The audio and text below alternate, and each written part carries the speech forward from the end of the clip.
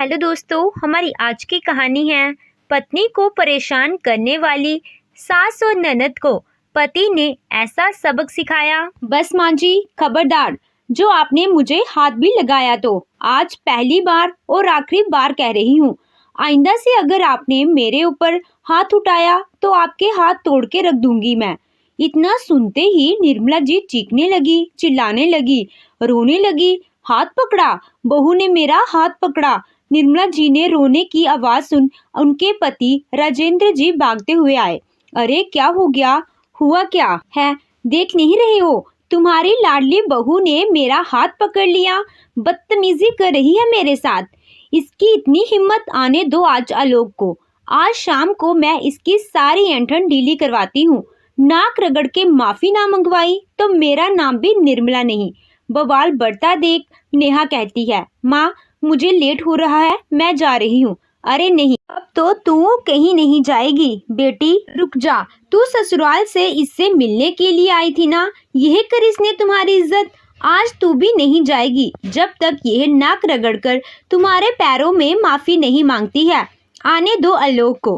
कहते हुए निर्मला जी तनतनाती हुई अपने को भवन यानी कि अपने कमरे में चली जाती है। नेहा भी आज रीमा का रूप देखकर डर गई थी। माँ के पीछे पीछे वह भी कमरे में भाग गई।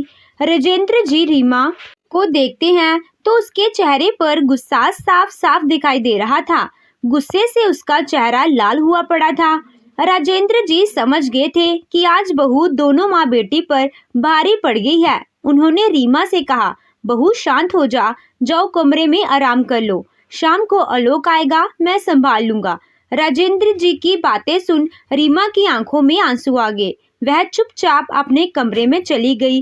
दरवाजा बंद कर मुट्ठी में लिए झुमके को देखने लगी। आज जो कुछ भी हुआ इस झुमके की वजह से ही हुआ था। ये झुमका बस झुमका नहीं था, रीमा की माँ की आखिरी निशानी थी। इसमें रीमा की माँ का प्यार था, उनका आशीर्वाद था। इस झुमके से रीमा के इमोशन जुड़े हुए थे।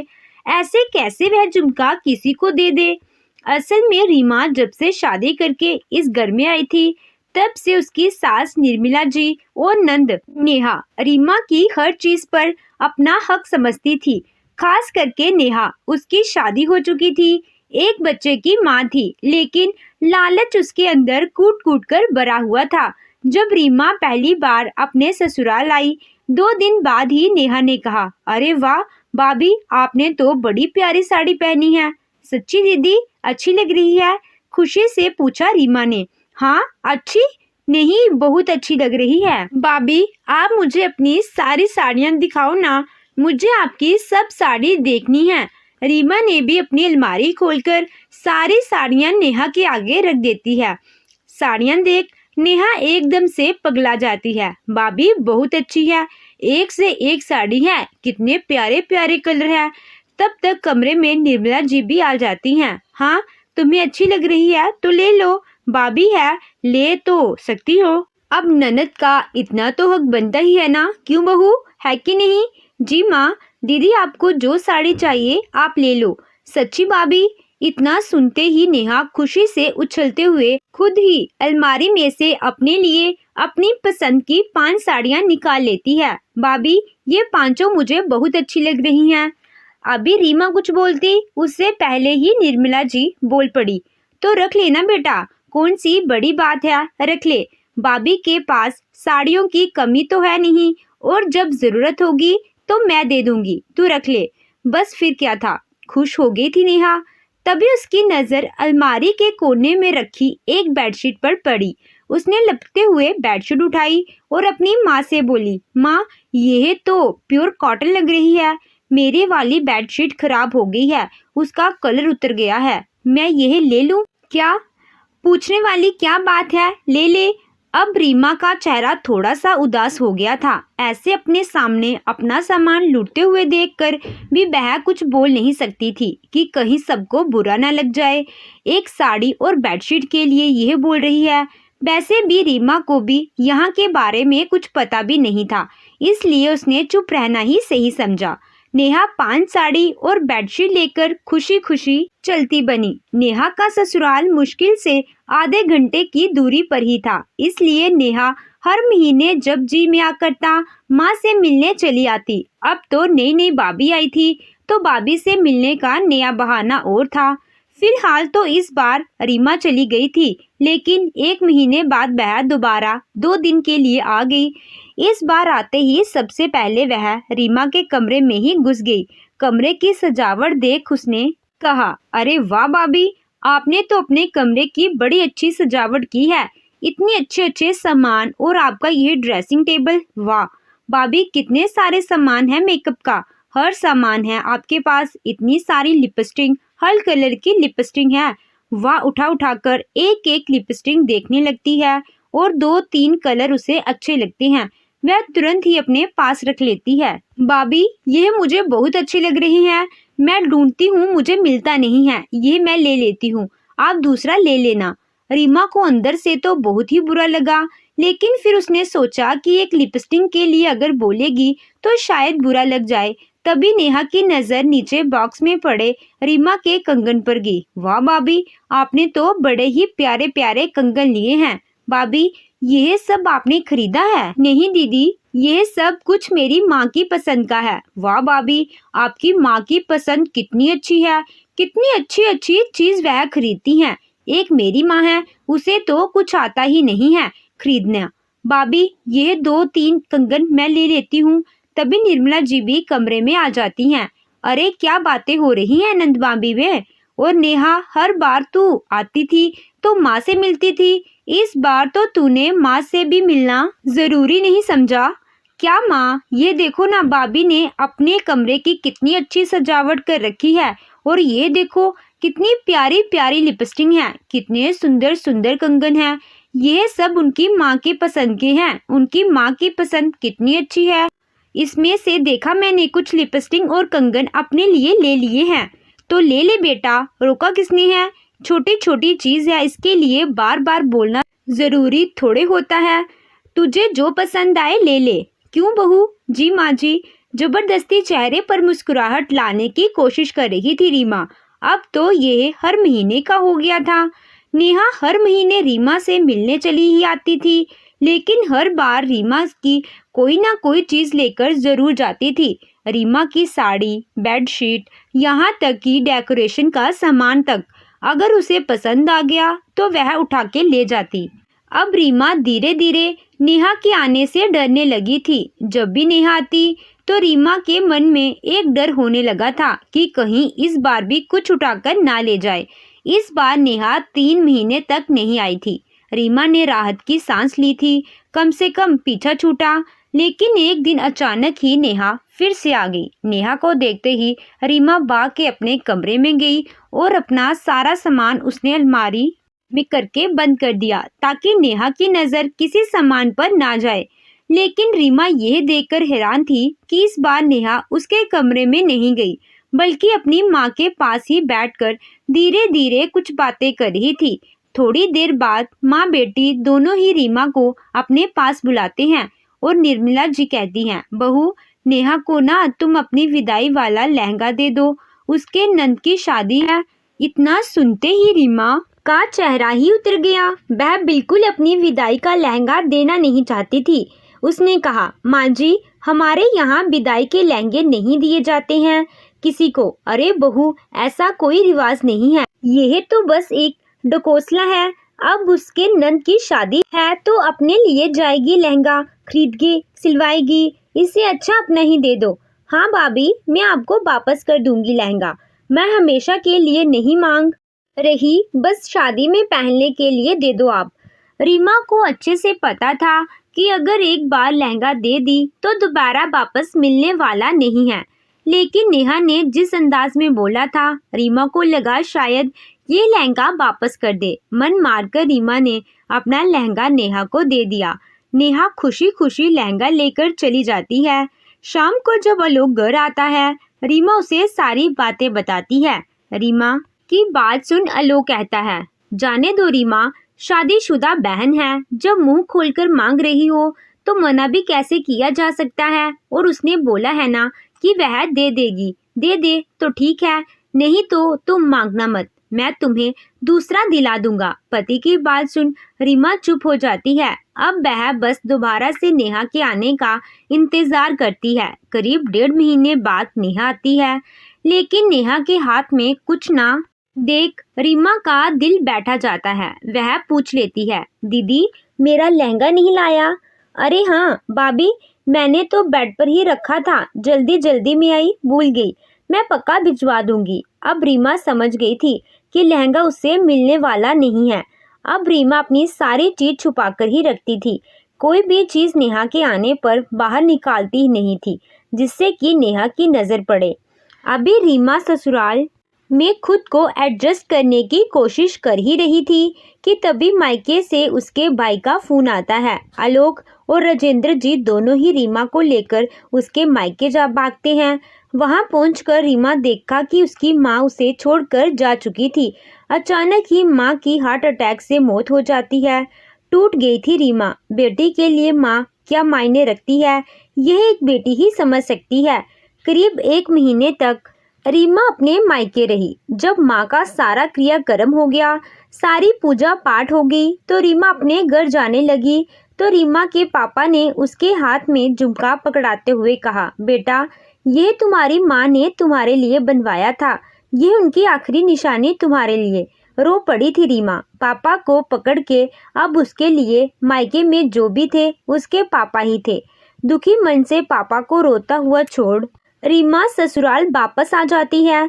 ससुराल आकर वह निर्मला जी को पकड़ के खूब रोती है। निर्मला जी कहते हैं, रो मत बहू, यह तो दुनिया की रीत है, सबके साथ एक दिन होता है। पहली बार सास का प्यार पाकर रीमा और भी रोने लगी थी। निर्मला जी ने रीमा को समझाया, शांत कराया। अगले दिन रीमा निर्मला जी के पास अपने पापा का दिया हुआ माँ की आखिरी निशानी झुमके लेकर जाती है और कहती है, माँ जी ये मेरी माँ ने मेरे लिए बनवाया था, यही उनकी आखिरी निशानी है। कहते हुए एक बार फिर से रो पड़ी थी रीमा। झुमका काफी वजनदार और बहुत ही खूबसूरत डिजाइन का था। निर्मला जी झुमका देखते ही खुश हो गई थी और रीमा से बोली, बहू तुम्हारी माँ तुम्हें बहुत मानती थी और उनकी पसंद भी बहुत अच्छी थी। सच में बहुत अच्छा झुमका बनवाया है उन्होंने। रीमा बेचारी खुद को घर के कामों में लगाकर माँ को भूलने की कोशिश कर रही थी। इसी बीच नेहा रीमा को सांत्वना देने आई और बातों ही बातों में निर्मला जी नेहा को बता देती हैं झुमके के बारे में। नेहा भी तुरंत, हाँ भाभी, आपकी माँ ने आपको झुमके दिए थे, मुझे नहीं दिखाएंगी? क्यों नहीं दीदी, जरूर दिखाऊंगी। कहते हुए रीमा झुमका निकाल कर लाती हैं। झुमका देखते ही नेहा की नीयत बदल जाती है। वह झुमके को बड़े ही ध्यान से देखती है, खुद के कानों में लगा कर देखती है और अपनी माँ से कहती है, माँ देखो कितने अच्छे लग रहे हैं ना ये झुमके। निर्मला जी बेटी की हाँ में हाँ मिलाते हुए, हाँ बेटी यह तो सच में बड़े अच्छे लग रहे हैं और तेरे चेहरे पर तो और भी खिल रहा है ये। सच्ची माँ, सच में यह बहुत प्यारे झुमके हैं, इसे मैं ले लूँ क्या? हाँ बेटा, पूछने की क्या बात है, झुमके ही तो हैं, दूसरे बन जाएंगे। इसी डिजाइन के तुम्हें चाहिए तुम ले लो। लेकिन भाभी ये उनकी माँ की आखिरी निशानी है, मैं कह रही हूँ ना, तुम्हें अच्छी लग रहे हैं, तुम ले लो। भाभी ने आज तक कुछ कहा है कि नहीं देगी? क्यों बहू? नहीं माँ जी, बिल्कुल भी नहीं। यह मेरी माँ की आखिरी निशानी है, इसके साथ मेरी यादें जुड़ी हैं, मैं इसे नहीं दे सकती। दीदी मेरे झुमके वापस करो। कहते हुए रीमा नेहा के हाथ से झुमके ले लेती है। नेहा अपनी माँ की ओर देखने लगती है। आज नेहा को अपनी बड़ी बेइज्जती महसूस हुई। उसने माँ से कहा, माँ ये भाभी को क्या हो गया, कितनी बुरी तरह से मेरे हाथ से झुमके छीन लिए। बहू यह क्या बदतमीजी है, भूल गई तुम किसके सामने खड़ी हो, कहाँ खड़ी हो? चलो झुमके वापस करो नेहा को। बिल्कुल नहीं माँ जी, किसी भी कीमत में नहीं, ये मेरे माँ की आखिरी निशानी है और क्यों मैं दूं इनको हर चीज। अपनी आज तक आप लोगों ने जो कुछ भी कहा मैं देती गई, मैंने कुछ भी नहीं कहा, लेकिन अब और नहीं, ये झुमका तो बिल्कुल भी नहीं। बहू तुम्हारी इतनी हिम्मत, एक तो तुमने ससुराल से आई हुई नंद की बेइज्जती की, उसके हाथ से झुमका छीना, दूसरी मुझसे जबान लड़ा रही है। रुक जा, अभी सबक सिखाती हूँ तुझे, कहते हुए निर्मला जी जैसे ही रीमा को मारने के लिए हाथ उठाया, रीमा ने उनका हाथ पकड़ लिया। खबरदार माँ जी, आइंदा से जो मेरे ऊपर हाथ उठाने की कोशिश भी की तो जितना बर्दाश्त करो आप लोग बर्दाश्त करवाती रहती हो, कहते हुए निर्मला जी का हाथ झटक देती है। तिल मिला उठी थी निर्मला जी। बहू, तुम्हारी इतनी हिम्मत, तुमने मेरा हाथ पकड़ा, चीखने लगी, चिल्लाने लगी। राजेंद्र जी भागते हुए आते हैं। अरे क्या हुआ, इतना तेज क्यों चिल्ला रही हो? अरे हुआ क्या होगा, आग लग गई, घर में बर्बाद हो गया पूरा परिवार। तुम्हारी लाडली बहू ने नेहा की बेइज्जती की और मेरा हाथ पकड़ लिया। आने दो आज शाम को आलोक को, आज फैसला होकर ही रहेगा। आज मैं इसकी नसें ढीली करके ही रहूंगी। इसने मेरा हाथ पकड़ा, इसकी हिम्मत भी कैसे हुई मेरा हाथ पकड़ने की, कहते हुए अपने कमरे में चली गई निर्मला जी। माँ का गुस्सा देख नेहा भी डर जाती है और वह भी भागकर माँ के कमरे में जाकर बैठ जाती है। सुबह से शाम हो गई, ना कमरे से निर्मला जी बाहर निकली, ना ही रीमा निकली। रीमा के हाथ में अभी भी अपनी माँ का झुमका था, आंखों में आंसू थे। उसे भी आलोक के आने का ही इंतजार था। आज वह भी आलोक के फैसले को सुनना ही चाहती थी। जैसे ही शाम को आलोक आता है, वैसे ही निर्मला जी अपने कमरे से बाहर निकलकर चीखते हुए कहती है, अरे बेटा, अब तो तू मुझे मार दे, मुझे जहर दे दे थोड़ा सा। इतनी बेइज्जती से तो अच्छा है कि मैं मर जाऊं। क्या हुआ माँ, क्या हो गया? अरे यह पूछो कि क्या नहीं हुआ है। आज बहू ने मेरा हाथ पकड़ा, तेरी बहन के साथ बदतमीजी की। वह बेचारी ससुराल से आई थी अपनी भाभी से मिलने, सांत्वना देने, उसको भी नहीं छोड़ा इसने। इस औरत ने मेरा हाथ पकड़कर तोड़ दिया। लेकिन क्यों माँ, रीमा ने आपका हाथ क्यों पकड़ा था? तब तक आलोक की जी की आवाज़ सुन रीमा भी कमरे से बाहर आ गई थी। आलोक ने रीमा को देखा। रीमा की आंखों में आंसू थे। घर का पूरा माहौल ही तनाव से भरा हुआ था। आलोक की आवाज़ सुन राजेंद्र जी भी आगे थे। आलोक ने कहा, रीमा क्या हो गया? आज यह क्या माहौल बनाकर रखा है तुम लोगों ने? घर का और तुमने माँ का हाथ पकड़ा था। हाँ बेटा, बहू ने तुम्हारी माँ का हाथ पकड़ा था। बीच में ही बोल पड़े राजेंद्र जी। आप मत बोलो जी बीच में, आप तो वैसे ही मुझसे जलते हो। ठीक है, मैं जलता हूँ तो तुम ही बता दो बेटे को। अब निर्मला जी की बोलती बंद। कैसे बताएं कि उन्होंने बहू के ऊपर हाथ उठाया था? उन्होंने कहा, अरे बेटा, क्यों पकड़ा था, कब पकड़ा था, इससे क्या मतलब है? पकड़ा था, यह कम है क्या? नहीं, बिल्कुल भी कम नहीं है। पहले तुम बात तो पूरी बताओ। दोबारा से बोल पड़े राजेंद्र जी।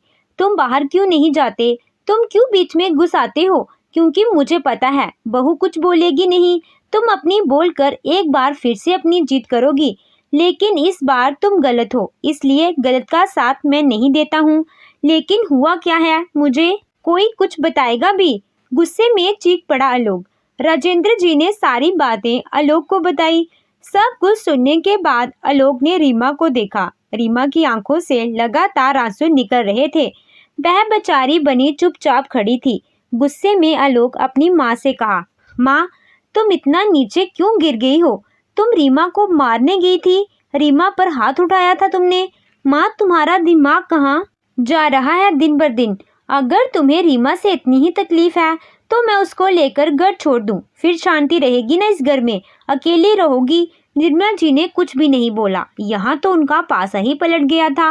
बेटे का गुस्सा देख शांत रह गई थी वह। तभी लोग की नज़र नेहा पर पड़ी। वह नेहा के पास जाकर चीखते हुए बोला, नेहा, तुम्हें किस चीज़ की कमी है जो तुम इतना नीचे गिर गई हो? तुम्हें रीमा की हर चीज़ पसंद आ रही है। भिखारी वाली हरकत कर रखा है तुमने अपना। क्या चीज़ हमने नहीं दिया है? किस चीज़ की तुम्हें कमी है वह मुझे बताओ, मैं ला कर दूंगा। अगर तुम्हारा पति तुम्हें कुछ नहीं ला कर देता तो मैं देता हूँ, मुझसे कहो, मुझे लिस्ट दो। दूसरों की चीज़ तुम्हें बहुत अच्छी लगती है, खुद भी कभी कुछ देती हो किसी को, बस लेना ही जानती हो। और माँ, तुम नेहा की हाँ में हाँ मिलाती रहती हो। तुम्हारे पास इतनी भी अक्ल नहीं है कि वह झुमका रीमा की माँ की आखिरी निशानी है, तुम उसे भी नेहा को दिलवाने चली थी। माँ, इतना पत्थर दिल मत बनो, शौक सबके होते हैं, उस बेचारी के भी शौक होंगे। उसकी माँ ने भी बड़े शौक से ही सब कुछ खरीदा था उसके लिए, और तुम उसकी माँ की आखिरी निशानी वह झुमका भी नेहा को दिलवा रही हो।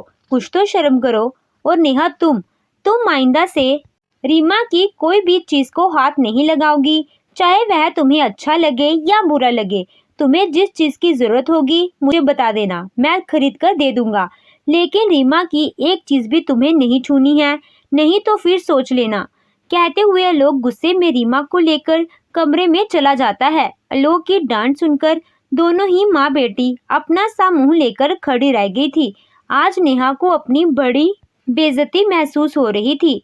रीमा आलोक को पकड़कर रो पड़ती है। कम से कम माँ के जाने के बाद आलोक तो है ना, जो उसे समझते हैं, उसकी भावनाओं की कदर करते हैं।